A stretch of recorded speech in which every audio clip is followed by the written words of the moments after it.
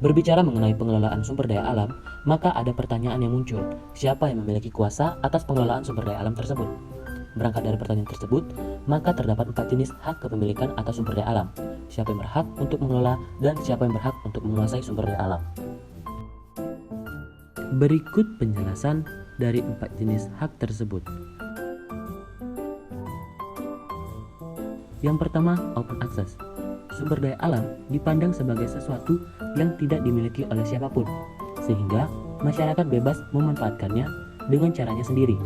Sebagian masyarakat memanfaatkannya secara arif, namun lebih banyak yang memanfaatkannya secara tidak bijak. Dalam terminologi Gareth Hardin, kondisi itu pada suatu saat akan menghasilkan yang namanya tragedy of commons, di mana suatu bentuk kehancuran sumber daya alam akibat adanya pendayagunaan yang berlebihan oleh manusia, akibat adanya keserakahan dari manusia. Apa yang terjadi dalam dimensi yang digambarkan oleh Gareth Hardin hanya terjadi apabila tidak terdapat aturan main yang jelas tentang pendayagunaan sumber daya alam, sehingga setiap anggota masyarakat berpacu untuk memaksimumkan pemenuhan kebutuhan individualnya melalui pendayagunaan sumber daya alam tanpa memperhatikan kebutuhan anggota masyarakat lainnya maupun daya dukung sumber daya alam tersebut. Yang kedua, private property, di mana kepemilikan pribadi atas sumber daya alam yang memiliki bisa pribadi alamiah atau badan hukum. Private property ini menganggap bahwa sumber daya alam itu dikuasai seperti kepemilikan pribadi atas suatu tanah dan sesuatu yang mengakar di atas tanah secara tetap. Hak kepemilikan atas sumber daya alam yang lain adalah state property. Berangkat dari motivasi yang kuat untuk mengatur pengelolaan sumber daya alam, maka pada masyarakat politik modern, sumber daya alam ditetapkan sebagai milik negara atau state property. Tesis yang disampaikan oleh Hardin tentang tragedy of the commons dijadikan sebagai pembenar bagi tindakan negara atau pemerintah. Negara menjadi aktor yang paling ekstensif dalam mengatur dan mengelola sumber daya alam karena sifatnya sebagai badan publik yang melingkupi seluruh warga negara. Karena hubungan negara dengan sumber daya alam dan masyarakatnya bersifat publik, maka tujuan dari hubungan negara dengan sumber daya alam adalah untuk kemakmuran masyarakat. Namun, pengakuan konsep idealistik tentang kedaulatan dan kekuasaan negara sebagai badan publik seringkali terdistorsi. Distorsi state property sebagai berikut. Konsep negara sebagai penguasa atau aspek publik didistorsi menjadi negara sebagai pemilik atau aspek private. Kedua, negara direpresentasikan menjadi pemerintah, sehingga pemerintah lantas bertindak sebagai pemilik, pengelola, pengurus, dan pengawas terhadap tindakan pengelolaan sumber daya alam. Hak kepemilikan atas sumber daya alam yang terakhir adalah communal property.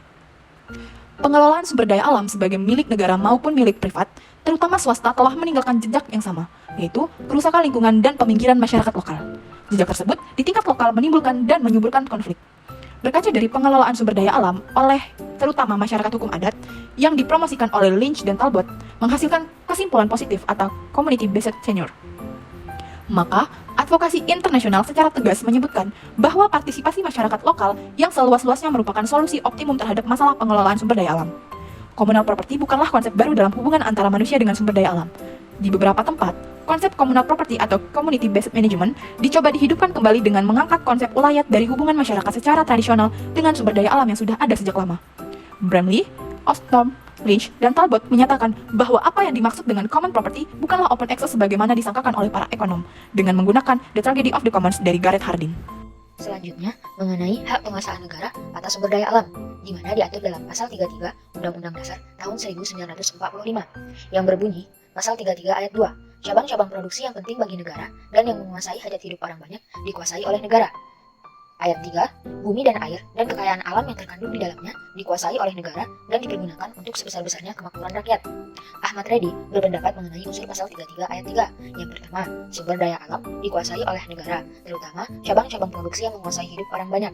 Yang kedua, cabang-cabang produksi dikerjakan oleh semua, untuk semua, di bawah pimpinan atau pemilikan anggota-anggota masyarakat.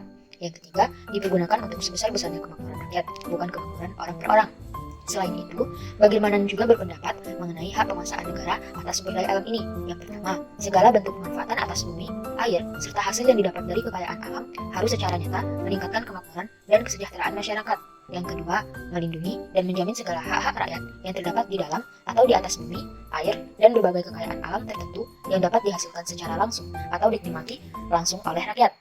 Yang ketiga, mencegah segala tindakan dari pihak manapun yang akan menyebabkan rakyat tidak mempunyai kesempatan atau kehilangan haknya dalam menikmati kekayaan alam.